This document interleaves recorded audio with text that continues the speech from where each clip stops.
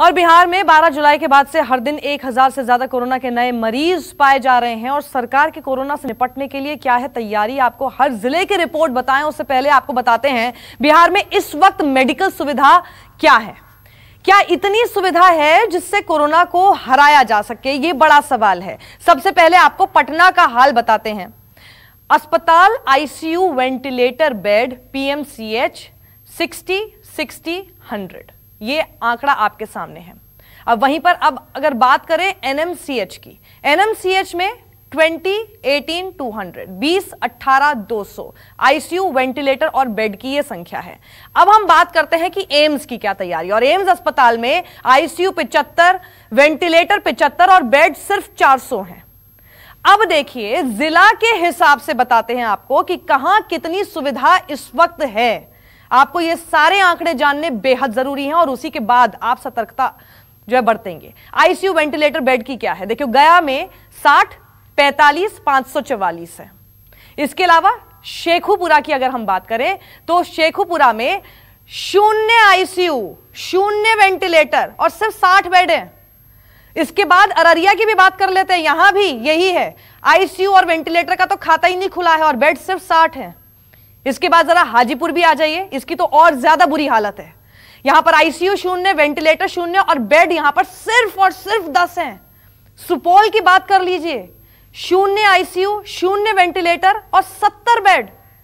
और जरा कटिहार भी आ जाइए, फिर कटिहार को क्यों पीछे छोड़े, यहां की भी हालत देख लीजिए, आईसीयू 0, वेंटिलेटर 0, बेड महज 40। अब सोच लीजिए कितने लोगों को क्या सुविधा यहां पर मिल सकती है। पटना से हमारे साथ अमिताभ ओझा जुड़ गए हैं। अमिताभ, 4 तस्वीरें इस वक्त हमारे दर्शकों के सामने हम दिखा रहे हैं और पूरा आंकड़ा, पूरा ब्यौरा दे दिया है बिहार के अलग अलग जिलों का। पटना की ही हालत इतनी खराब है, कैसे होगी तैयारी? ये लॉकडाउन करने से क्या सारी की सारी मुसीबत दूर हो जाएगी? लॉकडाउन का बेसिक मतलब यह था कि लॉकडाउन कीजिए और तैयारियां कीजिए, तैयारियां तो कुछ हुई नहीं। पटना के एनएमसीएच में हूँ, कोविड डेडिकेटेड हॉस्पिटल है, लेकिन इस हॉस्पिटल में जबकि लगातार 4 दिनों से यह हॉस्पिटल सुर्खियों में है, इसके सुप्रिंटेंडेंट का तबादला कर दिया है, लेकिन बावजूद इसके यहाँ हालात नहीं बदले हैं। जबकि यहाँ पे कंट्रोल रूम बनाया गया है, नोडल ऑफिसर तैनात किए गए, लेकिन एक हमारे साथ एक पेशेंट के परिजन हैं, इनका कहना, आप कितने दिन से यहाँ आएंगे? कल सुबह 7 बजे से सर, लेकिन यहाँ आए तो वहाँ कुछ नहीं बोले, फिर हम लोग इधर उधर दौड़े, वो बोले यहाँ नाम लिखाइए, कोई एडमिट जाँच हुआ अभी नहीं।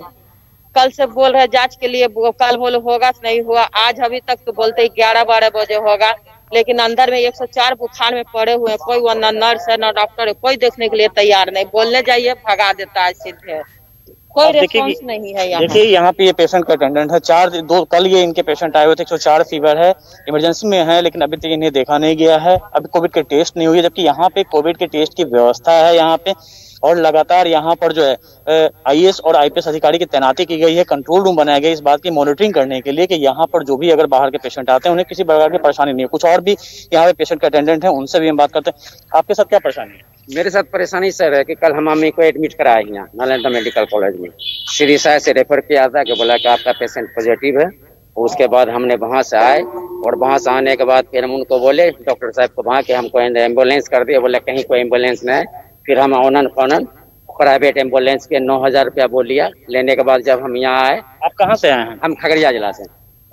इलाज हुआ यहाँ पे? क्या जी? आपके पेशेंट का इलाज हुआ यहाँ? अभी इलाज यही है सर, कल एडमिट कराए हैं और जो है ना ऑक्सीजन भी लग रहा है। ऑक्सीजन खराब था, 2 घंटा तक मेरा पेशेंट बिना ऑक्सीजन करा भाग दौड़ जब किए, सिस्टर हम हल्ला गुल्ला किए, तब फिर ऑक्सीजन मिला, ऑक्सीजन लगा। और अभी मेन परेशानी कल से लेकर अभी तक मेरे वार्ड में जाने, मेरी अम्मी के ऊपर जो पंखा बिल्कुल बंद है, कोई देख रेख करने वाला। हमने कंप्लेन किया ऑफिस में, वो बोलता है कि कल आएगा इलेक्ट्रिशियन नहीं। आप देखिए सच है, यहाँ पर लगातार यहाँ जितने भी यहाँ जो लोग आपको मिल रहे हैं सब पेशेंट का अटेंडेंट है, और ये कोविड वार्ड है, कोविड डेडिकेटेड हॉस्पिटल है, और वहाँ का ये हाल है जहाँ पर आप सुविधा का देख सकते हैं। लगातार सरकार के दावे हो रहे हैं, कल भी बैठक हुई थी 4 घंटे तक, उसके बाद यह दावा किया गया था कि एनएमसीएच और पीएमसीएच की तस्वीर बदलेगी और यहाँ सीसीटीवी से डॉक्टरों की मॉनिटरिंग होगी। लेकिन अगर हम धरातल पर देखें तो ऐसी कोई व्यवस्था अभी तक यहाँ पे नहीं दिख रही है।